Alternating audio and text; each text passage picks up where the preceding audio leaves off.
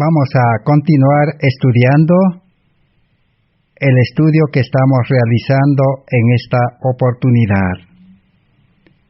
Estábamos dando lectura en materiales de Elena White de 1888 en el tomo tercero, la página 1057 y 1058. Estamos buscando la solución para el pecado principal en el ser humano, el orgullo, la suficiencia propia, que tiene su raíz en el egoísmo. Hemos leído el pequeño trecho, pero ahora vamos a continuar. Dice, voy a repetir, el Espíritu de Dios no puede funcionar eficazmente en cualquier corazón donde el orgullo y la estima propia existan. Pero, sin la ayuda del Espíritu de Dios, el alma humana no puede ser renovada. Un nuevo corazón no puede ser creado en el interior. Si el corazón entonces está con orgullo, con suficiencia propia, con egoísmo, el Espíritu Santo dice, no puede crear un nuevo corazón en el interior. El Espíritu Santo necesita renovar. Renovar es cambiar. Muchos decimos, voy a renovar mi ropa, mi traje. ¿Qué es renovar? Cambiar. Esta palabra renovar se refiere a cambiar, cambio de vida. El Espíritu Santo, ese corazón, esa mente, esa vida orgullosa de estima propia, de egoísmo, lo quiere desechar y quiere crear un nuevo hombre con un corazón de amor, con humildad, con paciencia. Ese es el trabajo que el Espíritu Santo quiere hacer. Pero si nosotros continuamos en nuestra vida carnal humana, el Espíritu Santo no puede hacer nada. Sigamos leyendo. El Señor está trabajando para purificar a su pueblo. Y esta gran obra es retardada por la incredulidad y la obstinación. Ese es el otro pecado. El pecado de la incredulidad y la obstinación no deja trabajar al Señor. El Señor quiere purificar la vida, los corazones a su pueblo. Pero mientras no tengamos una fe verdadera, por eso se llama justificación por la fe. Y mientras no queremos ceder, no queremos dejar todo lo malo, y nuestra vida mala también, Dios no puede hacer nada. Muchos piensan, dice, que si hubiesen vivido en los días de Cristo, habrían estado entre los seguidores creyentes.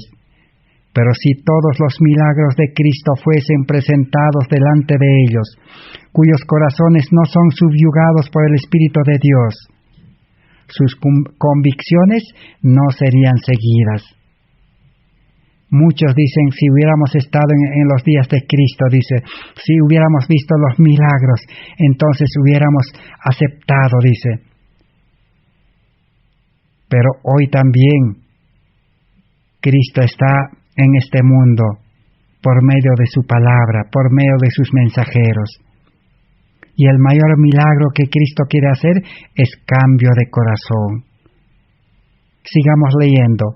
La luz ha brillado sobre la iglesia de Dios, pero muchos dijeron por su actitud indiferente, no deseamos tu camino, oh Señor, sino que nuestro propio camino. Eso es lo que estaba aconteciendo en 1888 en el pueblo adventista. Cuando el pueblo adventista era un pueblo, una iglesia sólido, no existían otros adventistas, otros grupos, ni otras iglesias adventistas. Era el único. Pero Dios mandó esta luz de la justificación por la fe a su iglesia. Pero ¿qué dijeron todos? desde el presidente de la Conferencia General, Jorge Butler, Uriah Smith, Morrison y todos los demás dirigentes y delegados, total más de 90 delegados, todos fueron indiferentes, todos resistieron, todos rechazaron, dijeron: no deseamos tu camino, Señor, no deseamos tu método. El método de salvación, el método de la vida cristiana es desechar al hombre carnal pecaminoso y crear un nuevo hombre. Y dijeron: nosotros queremos nuestro camino, nuestra forma religiosa, nuestra forma de obedecer, nuestra vida cristiana, de estar en el mundo y servir al mundo y también ir a la iglesia. Ese camino escogieron hasta el día de hoy. Por eso el cristianismo hasta hoy vive esa vida religiosa. Casi un 70, 80, 90% dedicar la vida al mundo y solamente un 10 o quizás 20% de la vida a la vida religiosa, que comprende ir el sábado a la iglesia, otros quizás el domingo, y hacer los cultos de mañana y tarde, quién sabe media hora, y cuántas horas a la semana se sirve al Señor. El sábado son 12 horas. Y en los días, digamos, media hora en la mañana, media hora en la tarde, ¿cuánto suma? 1 hora al día. Son 6 horas. 6 horas más 12 horas, ¿cuánto es? 18 horas. Nada más se dedica al Señor en la semana, 18 horas. ¿Y cuántas horas se dedica al mundo? Todos los días 12 horas, ¿cuántos son? 6 por 12. Son más de 60 horas. Más de 60 horas para el mundo y solo 18 horas para el Señor. Esa es la vida religiosa moderna, el cristianismo moderno. No quieren buscar primero el reino de Dios. El reino de Dios está en segundo plano. Solo 18 horas a la semana. Eso es en los cristianos más estrictos, más celosos, con celo ciego. Ese es el camino que el hombre escoge. Se llama el antiguo pacto. La forma de ser religioso a nuestra manera, a nuestro modo, adaptado a la condición humana. Pero Cristo tiene otro camino mejor, otro método. Es muerte al hombre viejo y una nueva creación. Ese es el mismo mensaje que le dijo a Nicodemo Jesús. Sigamos leyendo. El reino de los cielos llegó muy cerca, y ellos captaron vislumbres del Padre y del Hijo, pero trancaron la puerta del corazón y no recibieron a los convidados celestiales, porque aún no conocen el amor de Dios. El pueblo judío, ¿qué hizo? Rechazó, trancó la puerta, dice, y no aceptaron a Cristo. Y a la final lo crucificaron al dueño de la ley que ellos observaban. Lo crucificaron al dueño del santuario, al verdadero santuario. Cristo era la verdadera ley, la ley viviente, la ley encarnado. Cristo era el santuario viviente y lo crucificaron, lo rechazaron. Qué triste historia pasó el pueblo judío y sufrió las consecuencias en el año 70. Los romanos lo destruyeron Jerusalén y millones de judíos murieron porque ellos rechazaron al verdadero santuario, al verdadero templo y a la verdadera ley, a la ley real, al amor verdadero. ¿Cómo lo comprobamos? Sencillo y fácil. Jesús, ¿qué les dijo antes de su muerte? A los judíos les dijo, a su pueblo, a los religiosos, les dijo: destruid, dice, este templo, y en 3 días yo lo voy a reconstruir. Y ellos dijeron: estás hablando mal. Para ellos les parecía una locura este mensaje, esta luz que les estaba dando Jesús. Ese era el mensaje de salvación para ellos. No entendieron. Ellos entendieron carnalmente, humanamente, con sabiduría terrenal, humana, terrenal, diabólica, dice Santiago. ¿Qué le dijeron a Jesús? Señor, le dijeron, este templo fue reconstruido en 46 años. ¿Y tú dices que vas a reconstruirlo en 3 días? Y más bien tomaron esas palabras como una calumnia y con una de esas acusaciones de que quiere destruir este templo, lo crucificaron a Jesús. No entendieron. Jesús no estaba hablando del templo terrenal de Jerusalén, del santuario terrenal. Eso es una ilustración, eso es una forma de enseñar nada más. Se estaba refiriendo al verdadero santuario. Era Cristo, que ellos lo iban a destruir en 3 días, iba a estar destruido. Y Jesús iba a resucitar a los 3 días. Hoy también el plan de salvación es eso. Nuestro cuerpo es templo del Espíritu Santo, pero hoy, por nacimiento, ya no es templo del Espíritu Santo, es templo de los espíritus malos. Pablo dice, vosotros sois templo del Espíritu Santo, ¿a quiénes? A los verdaderos creyentes de su tiempo. Pablo sí era templo del Espíritu Santo, todos los convertidos, los que han nacido a vida nueva, eran templo del Espíritu Santo. Pero el ser humano ha nacido en este mundo con naturaleza pecaminosa, templo para los espíritus malos. ¿Y Cristo qué quiere hacer? Quiere destruir este templo que somos nosotros, la naturaleza pecaminosa, para que ya no peque más, para que cese de pecar, deje de pecar, porque Cristo murió para que el que acepta a Cristo pueda dejar de pecar. Y Cristo en 3 días nos puede dar una vida nueva. A otros quizás en 3 años, como a Pablo. Pablo fue educado 3 años por el Espíritu Santo. Moisés fue educado 40 años. Cristo quiere hacer esa obra, cambio de vida. Sigamos leyendo. Pensad en cuán grande fue la luz dada a los judíos, y aún así rechazaron al Señor de la vida. Hoy también eso mismo está aconteciendo. Sigamos leyendo. El Espíritu de Dios seguía a los impenitentes con advertencias y súplicas.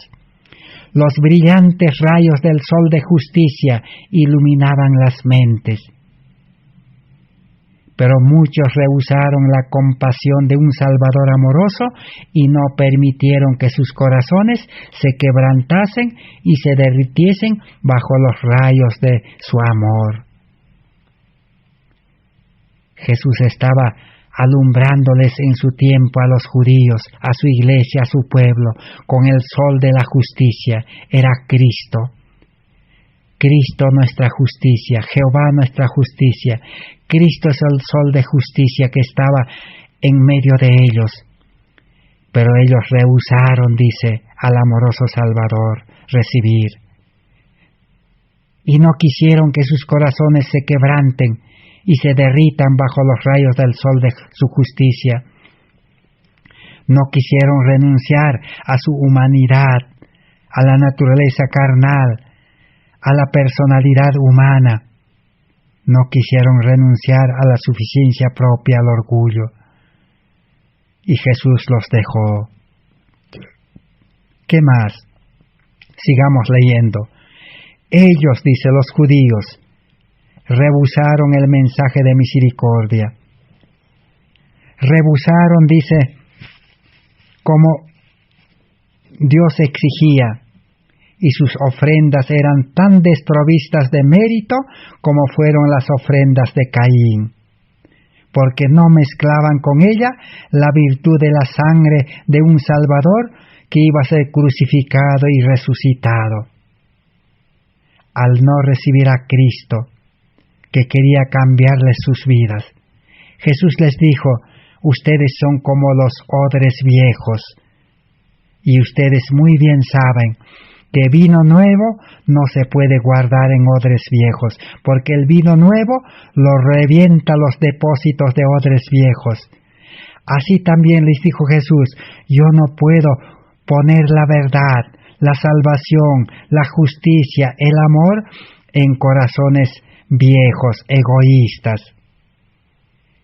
El ser egoísta debe morir, pero ellos no querían morir al pecado, al mundo, al yo, al egoísmo. Ellos querían ser religiosos en naturaleza humana, en mente carnal, en vida humana.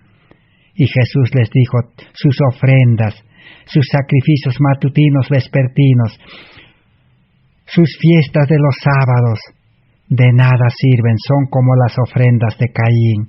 Así Jesús les reprendió. Sigamos leyendo. Está más allá del poder del hombre agradar a Dios sin Cristo. Voy a repetir. Está más allá del poder del hombre agradar a Dios sin Cristo. Sin Cristo en el corazón, sin nueva vida. El hombre no puede agradar a Dios con sus servicios religiosos, con su obediencia. Podemos hacer, dice, resoluciones y promesas, pero el corazón carnal domina todas nuestras buenas intenciones.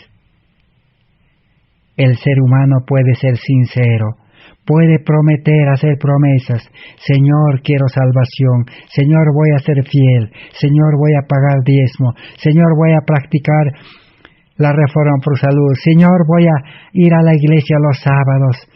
Y así, Señor, voy a predicar el Evangelio. Camino a Cristo, página 47, dice, todas las promesas serán como telas de araña. Ese es el antiguo pacto, la salvación que el hombre ha creado, ha inventado, como el antiguo Israel en el Sinaí. ¿Qué dijo cuando recibió la ley? Nosotros obedeceremos, prometieron obedecer, pero nunca pudieron obedecer al 100%. Solamente obedecieron a medias. Aquel pueblo de Israel dice que iba tras una ley de justicia, obedeciendo no alcanzó justicia, y ¿qué hicieron? Crucificaron a la verdadera justicia, al dueño de la justicia. Crucificaron a la ley verdadera, que era Cristo, porque la ley es copia del carácter de Cristo. Cristo vino a este mundo y lo crucificaron. Las buenas intenciones, dicen, no sirven de nada. El plan de salvación es entregar nuestra vida para poder dejar de vivir la vida en este mundo y comenzar a vivir la vida del cielo, una vida espiritual, una vida santa, una vida justa, una vida perfecta, una vida limpio, consagrado, así como los sacerdotes vivían en el santuario. Podemos controlar nuestra conducta externa, pero no podemos cambiar el corazón. Ese es el cristianismo moderno, el religioso moderno. No interesa qué nombre tenga su iglesia, su grupo, su congregación.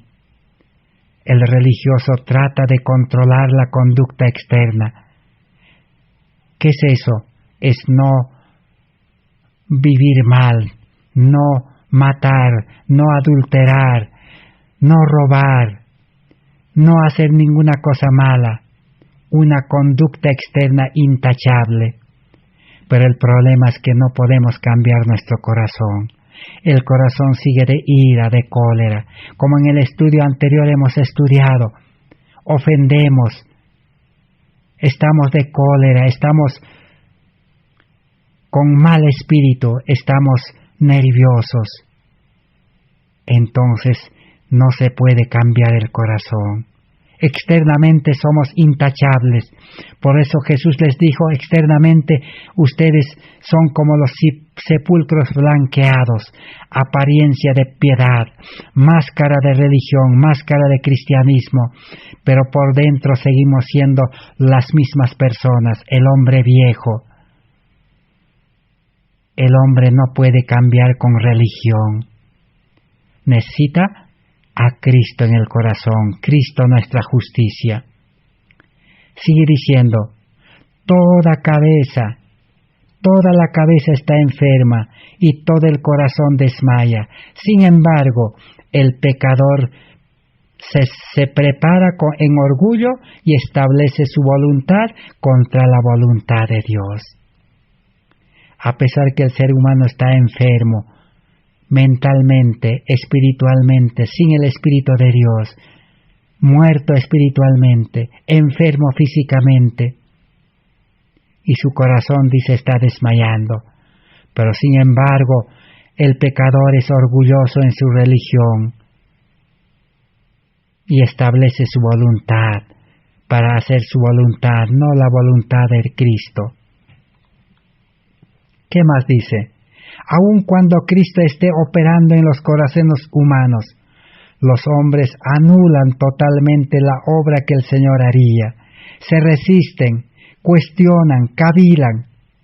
Se colocan en una posición donde no será fácil ceder a la persuasión del Espíritu de Dios. Hay un poder hechizante que los mantiene bajo engaño, porque el padre de la mentira trabaja con el corazón no santificado. ¿Por qué los judíos no aceptaron? ¿Por qué los adventistas en 1888 no aceptaron este mensaje de justificación por la fe? ¿Y por qué han pasado 132 años no se acepta? Es porque todavía el ser humano es religioso con corazón egoísta. Una religión legal, una religión humana. Y Satanás trabaja, dice, por medio de los corazones egoístas. Por eso Jesús, ¿qué les dijo a los judíos? Vosotros sois de vuestro padre el diablo, les dijo. Así también hoy en día el diablo opera en la vida, en los corazones de los religiosos, del cristiano moderno. Por eso el cristiano moderno, el religioso moderno, no puede tener una vida santa, una vida espiritual limpio, puro. No puede tener el carácter de Cristo. Y por lo tanto no está preparado para la lluvia tardía y no puede dar el fuerte pregón, no puede iluminar el mundo, ni nunca podrá. Pero Cristo está esperando a la puerta del corazón, está alargando el tiempo de gracia, aún después de una crisis de pandemia nos está dando un corto tiempo de paz.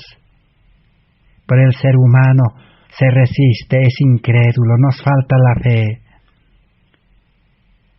Creemos que vamos a morir de hambre dejando el mundo. El ser humano sale todos los días, corre tras los placeres de este mundo, corre tras los estudios, la sabiduría de este mundo, corre tras los trabajos de este mundo. No hay tiempo para el Señor, como hemos dicho. En la semana, por lo mucho dedicamos, quizás a las cosas religiosas, 5 horas, 10 horas, hasta 18 horas máximo, y más de 60 horas a las cosas de este mundo, más de 60 horas para el yo, más de 60 horas para buscar nuestros intereses. No se puede servir a dos señores. Más de 60 horas al mundo y poquitas horas a Cristo. Dice, si tú conocieses también, al menos en este tu día, lo que pertenece a tu paz. Y la sentencia irrevocable es pasada. Pero ahora esto está encubierto a tus ojos. Así Jesús les dijo a los judíos. Sigamos leyendo. Hay menos disculpa en nuestros días para la obstinación y incredulidad de lo que había para los judíos en los días de Cristo. Hoy no hay disculpa, dice. Somos peor culpables que los judíos. ¿Por qué? Los judíos no tenían delante de ellos el ejemplo de una nación que había sufrido retribución por su incredulidad y desobediencia. Los judíos solamente recibieron la luz de la justicia, a Cristo viviente, Cristo en persona. Pero ellos no tenían el ejemplo antiguo de rechazo y y las consecuencias que sufrieron. Nosotros tenemos doble culpa, dice hoy. Vamos a leer. Pero tenemos nosotros delante la historia del pueblo judío escogido de Dios, que se separó de Cristo y rechazó al príncipe de la vida. Y aun cuando no pudiesen convencerlo de pecado, aun cuando no pudiesen dejar de ver su propia hipocresía, ellos odiaban al príncipe de la vida porque él desnudaba sus malos caminos. En nuestros días es dada mayor luz y mayor evidencia. Tenemos también el ejemplo de ellos, las advertencias y reprensiones que les fueron presentadas. Y nuestro pecado y su retribución serán mayores si rehusamos andar en la luz. Muchos dicen: si yo hubiese vivido en los días de Cristo, no habría torcido sus palabras, ni habría interpretado falsamente su instrucción, y no lo habría rechazado ni crucificado como los judíos. Pero eso será probado por la manera en que lidiáis con su mensaje y sus mensajeros hoy. Eso es lo que estaba aconteciendo, hermanos y hermanas, en 1888. El adventismo tenía doble motivo. Tenían la historia del pueblo judío que rechazó a Jesús, a Cristo nuestra justicia, y sufrieron las consecuencias de pérdida y sufrieron la muerte en el año 70. Jesús no los libró, no los defendió. Ellos perecieron, porque ellos dijeron: su sangre de Jesús sea sobre nosotros y sobre nuestros hijos. Esa advertencia el pueblo adventista tenía en 1888. Y en 1888 recibieron la luz de la justificación por la fe y rechazaron. Pero ahora nosotros hoy tenemos un triple motivo, una triple advertencia. La luz está en pie, estamos estudiando hoy.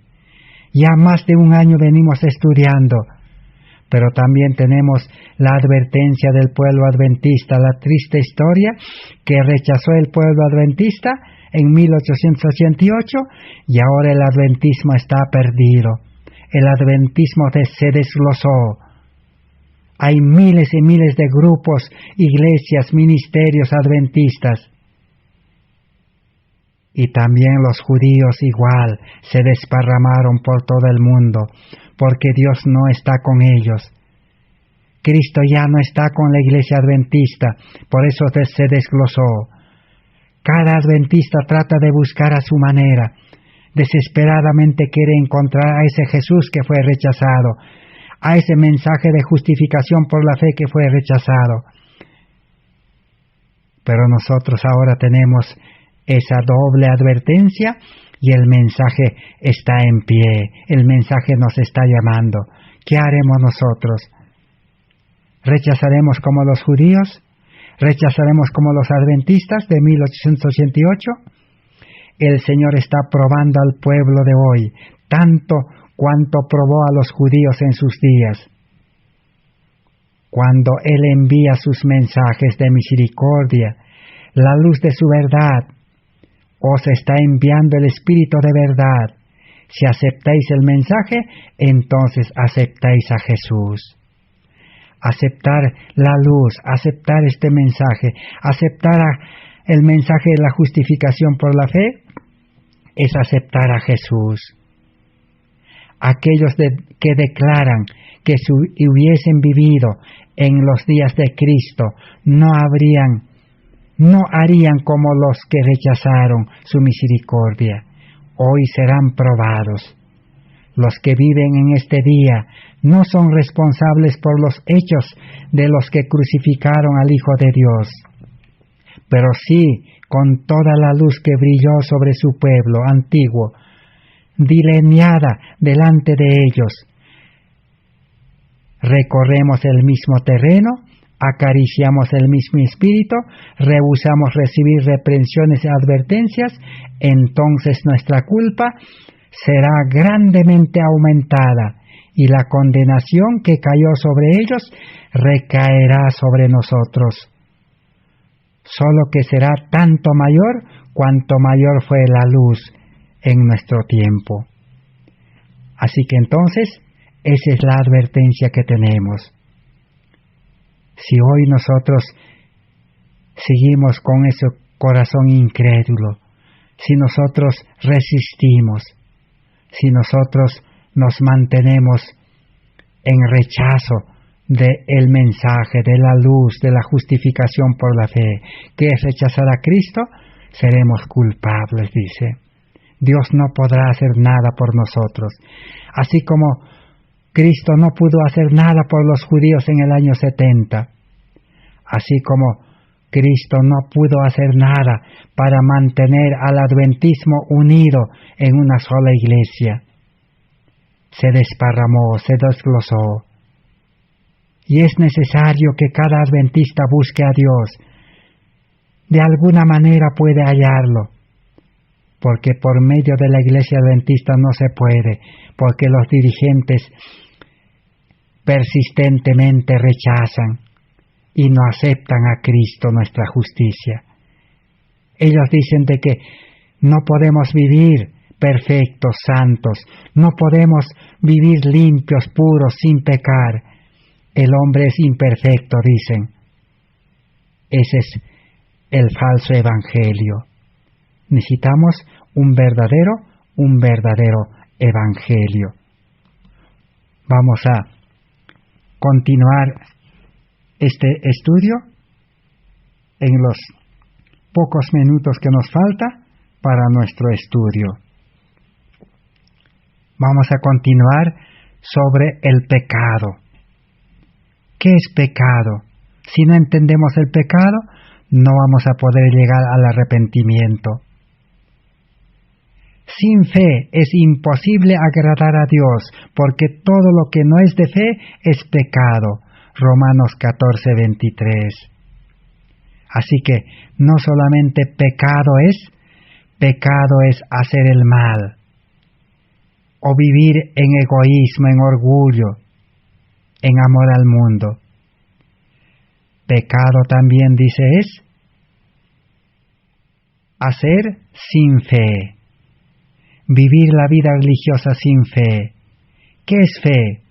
Fe es creer en Cristo, creer en Dios. Y el que cree en Cristo, acepta a Cristo en el corazón. La fe que se requiere no es el mero asentimiento a las doctrinas, es la fe que obra por amor y purifica el alma.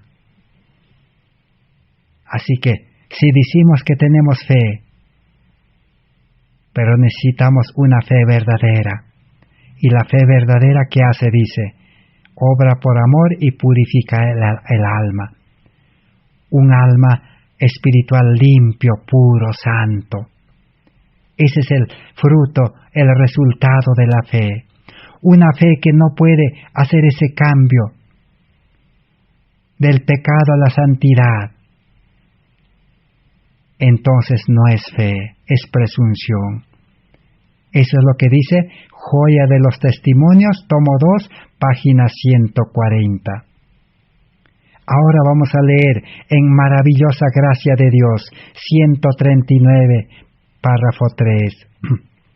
Dice, hay estorbos que deben ser retirados. Se han fomentado sentimientos equivocados. Y ha habido orgullo, suficiencia propia, impaciencia y murmuraciones. Todo esto nos separa de Dios. Deben confesarse los pecados, debe haber una obra más profunda de la gracia en el corazón. El plan de salvación en el nuevo pacto es que Cristo quiere hacer un trabajo, una obra, una limpieza de corazón. Y crear un corazón nuevo con la ley de Dios de amor en el corazón y con una mente nueva y con su Espíritu Santo como guía para garantizar la vida cristiana. De tal manera que el creyente ya no necesita hacer su voluntad, ya no necesita vivir en vida carnal, en mente carnal. Entonces de nada le servirá su profesión, su negocio, su sabiduría, su vida antigua, ni su experiencia de nada servirá. La nueva vida es totalmente diferente, es la vida de Cristo. Ahora sí, desaparecerá el orgullo, desaparecerá la suficiencia propia, la impaciencia, la murmuración. No hemos de abrigar un espíritu de exaltación propia. En el momento en que comencemos a pensar que somos importantes, recordemos que no poseemos nada que nos haga diferentes o mejores que los demás mortales, excepto lo que Dios nos ha dado. Cristo triunfante, página 137. Todo lo que el hombre natural tiene, de nada sirve, dice, excepto lo que Dios nos ha dado. ¿Qué es lo que Dios nos quiere dar en el plan de salvación? Vida nueva, nuevo nacimiento, nueva creación, amor en el corazón, la ley en el corazón y el Espíritu Santo en el corazón. Eso sí, dice, es de mucho valor. Con nuestras palabras podemos confesar que Cristo no está en nosotros. Con nuestro carácter podemos negarle, amando nuestra comodidad, rehuyendo los deberes y las cargas de la vida que alguien debe llevar si nosotros no lo hacemos, y amando los placeres pecaminosos también podemos negar a Cristo. Por el orgullo de los vestidos y la conformidad al mundo podemos negarle. Entonces aquí está. ¿Cómo podemos saber si tenemos a Cristo o no tenemos a Cristo? Si tenemos nueva vida o no tenemos nueva vida. ¿Cómo? Con nuestras palabras. Si de nuestra boca salen palabras mordaces, palabras hirientes, palabras descuidadas, palabras humanas, entonces Cristo no está en nosotros, dice, y somos pecadores. También nuestro carácter. Si nuestro carácter es colérico, de ira, carácter que ofiende, carácter con mala conducta, carácter que no tiene respeto, carácter que no tiene amor, entonces eso indica que Cristo no está en nosotros, que Cristo no vive en nosotros. Si amamos, dice, la comodidad, una casa cómoda, un trabajo cómodo, y no queremos llevar la carga de Cristo, de predicar el Evangelio, entonces Cristo no está en nosotros. Si amamos los placeres pecaminosos, dice, negamos a Cristo. Si nos vestimos igual que el mundo, nos conformamos igual que el mundo, Cristo no está en nosotros. Podemos negarle amando nuestras propias opiniones, tratando de ensalzar y justificar el yo. Podemos también negarle permitiendo que la mente se espacie en un sentimiento de amor enfermizo y meditando en nuestra supuesta mala suerte y pruebas. Así negamos a Cristo y Cristo no está en nosotros. Está escrito en Consejos para la Iglesia 145. Vamos a leer el último párrafo. Está registrado en Consejos para la Iglesia, página 148. El pecado es pecado, ya sea que cometa el millonario o el mendigo de la calle. Pero lo que se obtiene por medio del engaño y el fraude será tan solo una maldición para quien la reciba. Así que no hay pecado grande o pequeño para Dios. Pecado es pecado. Todo lo que hacemos sin fe, sin Cristo, sin el Espíritu Santo, sin una vida santa, es pecado. Aún el apóstol Pablo dice, el pecado está en aquel que sabe hacer lo bueno y no lo hace. También, no cumplir los deberes de la vida religiosa es pecado. Entonces necesitamos nosotros estudiar qué es pecado. Ya hemos visto hemos enumerado los principales pecados del corazón, porque de la vida externa es fácil conocer y ver con nuestros ojos. Aún los predicadores nos han predicado todo lo que no debemos de hacer y lo que debemos de hacer, pero no nos han enseñado los pecados del corazón. Eso es lo que estamos estudiando. Pero a Dios no le interesa nuestra vida externa. Lo que a Dios le interesa es el pecado del corazón. Así como cuando el profeta Samuel quería ungir al rey de Israel,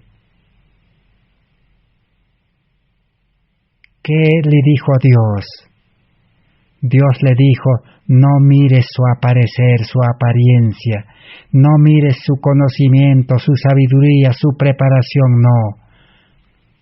Dios mira el corazón, le dijo. Por eso necesitamos saber los pecados del corazón. Y ya sabemos ahora. ¿Cuáles son los pecados del corazón? El egoísmo, el orgullo, la vanagloria, la avaricia, la codicia, el mal carácter, la irritación, la ira, la cólera, las palabras que hieren. Todo lo que hay en el interior. Así que ese es el problema. Por eso el libro deseado de todas las gentes 746 dice, llamad al pecado por su nombre, declarar lo que Dios ha dicho respecto a la mentira, la violación del sábado, el robo, la idolatría, todo otro mal. Lo que hacen tales cosas no heredarán el reino de Dios. Que Dios pueda bendecir su palabra en este estudio y Dios pueda también despertar nuestra atención de todos los que hemos estudiado para que verdaderamente podamos aprovechar en este tiempo este mensaje y podamos reconocer nuestra condición, podamos humillarnos hasta el polvo, podamos quebrantar nuestra vida.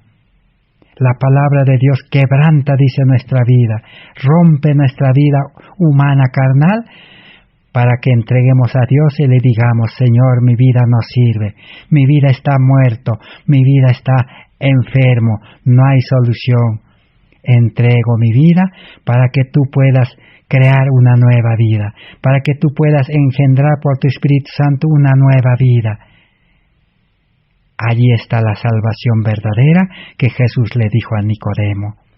Gracias será hasta el próximo estudio. Amén. Que Dios les bendiga. Bienvenidos al estudio de la Palabra de Dios en esta oportunidad a todos los hermanos y hermanas en la fe de nuestro Señor Jesucristo y a todos los que hoy pueden acompañarnos en estudiar este mensaje de salvación que Dios ha dispuesto para este tiempo actual. Estamos viviendo en un tiempo donde los acontecimientos finales están comenzando a desarrollarse en este mundo, porque el mundo en que vivimos está ya viejo como una ropa de vestir, y pronto el Señor vendrá a dar fin a toda la vida de pecado de este mundo para empezar una vida de justicia, una vida donde no exista pecado y donde solamente more la justicia.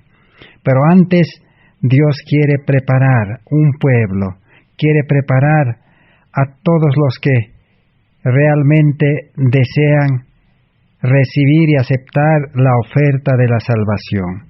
Ese es el estudio que estamos realizando. Estamos en el estudio, hoy en el estudio número 257. Estamos entonces estudiando el estudio número 257 de esta serie de justificación por la fe.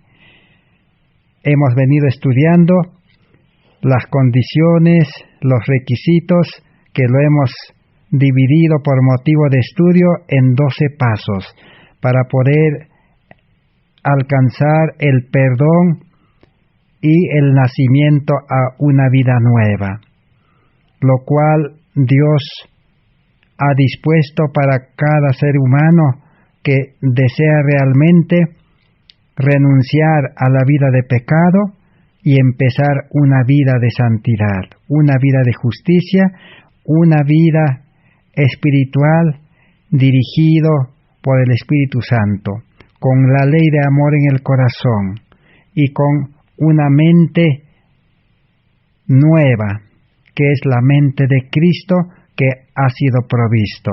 Pero para llegar a esa total transformación, a ese cambio de vida, el ser humano necesita experimentar arrepentimiento, reconocer que es pecador y que humanamente no puede mejorar, no puede aprender, no puede reformarse y no puede cambiar en este mundo con carne pecaminosa, con una mente carnal.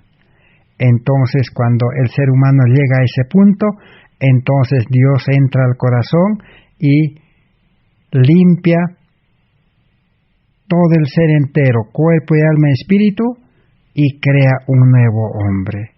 Estamos estudiando ese estudio exactamente, cómo llegar a ese punto, a ese comienzo de la verdadera vida cristiana. Necesitamos conocer estos 12 pasos sencillos. Estamos en el arrepentimiento. Hemos comenzado primero con el llamamiento y hemos pasado del llamamiento a conocer la Biblia, la ley de Dios, la palabra de Dios.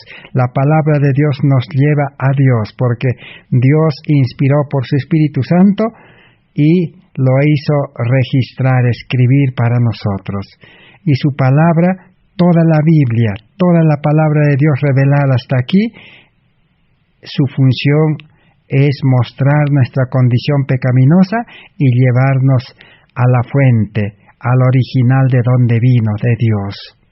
Toda la Biblia nos habla del amor. Las leyes de Dios nos hablan del amor, pero Dios es el amor.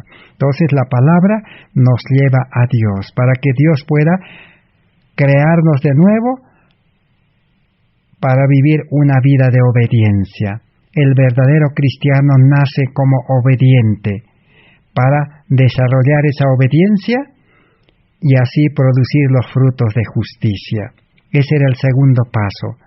El tercer paso que hemos estudiado era la humillación. El ser humano, al conocer a un Dios santo por medio de su palabra, a un Dios limpio, puro, a un Dios que es fuego consumidor para el pecado, entonces el ser humano se humilla. Es nada delante de Dios. Somos gusanos, como dice la Biblia.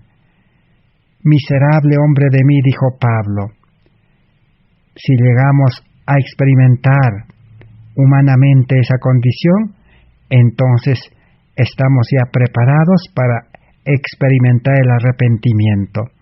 El arrepentimiento también es un don de Dios. El ser humano pecador no puede arrepentirse, porque su arrepentimiento sería incompleto, sería a medias, sería un arrepentimiento no correcto. Entonces no tendría poder para empezar una vida cristiana. Por eso necesitamos estudiar profundamente acerca del arrepentimiento. Estamos estudiando acerca del pecado.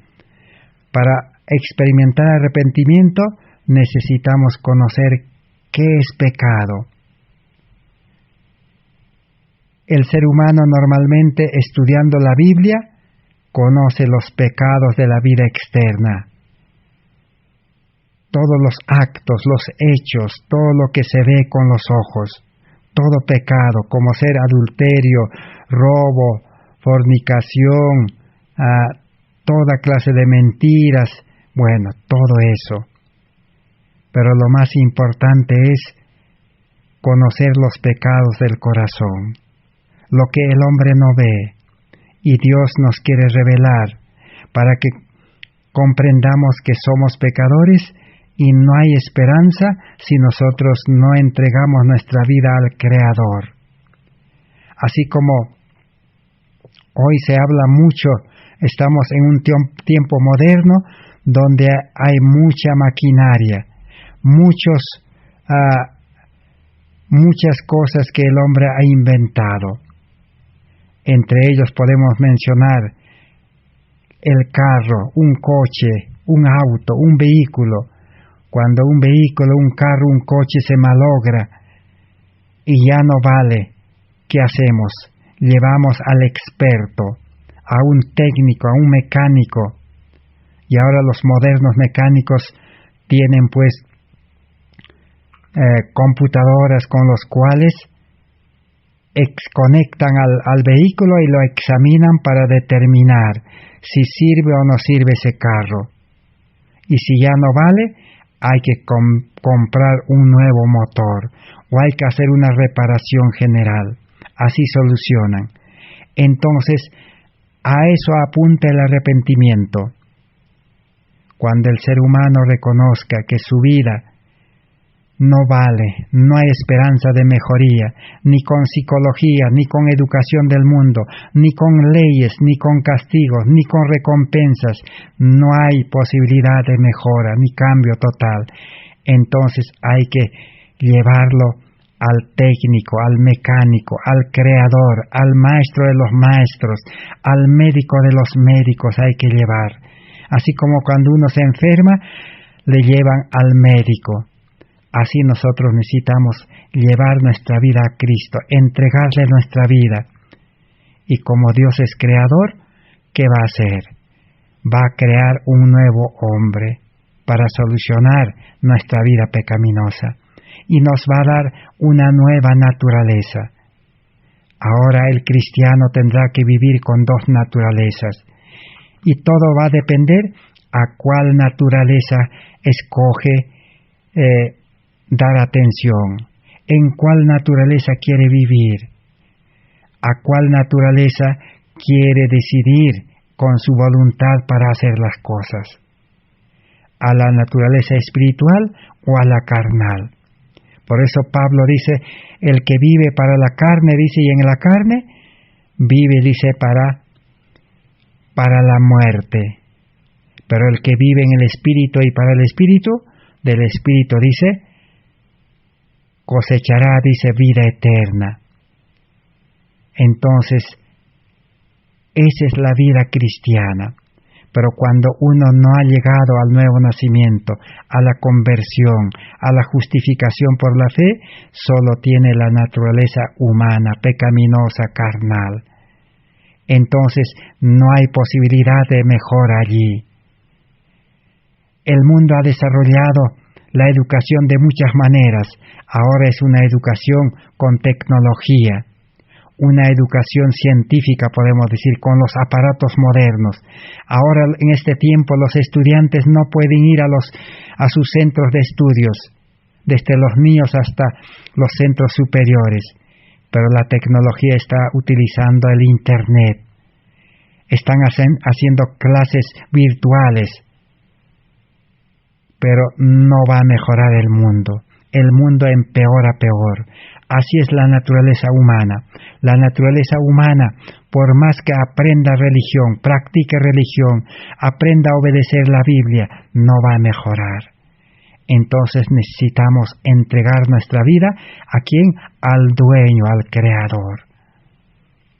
Para eso necesitamos comprender el arrepentimiento.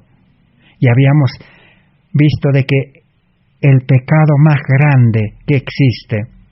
Es la raíz, la fuente, el almacén, la fábrica de pecado está en el corazón, en la mente. Es el egoísmo, el yo, el ego. Ese es el que nos maneja.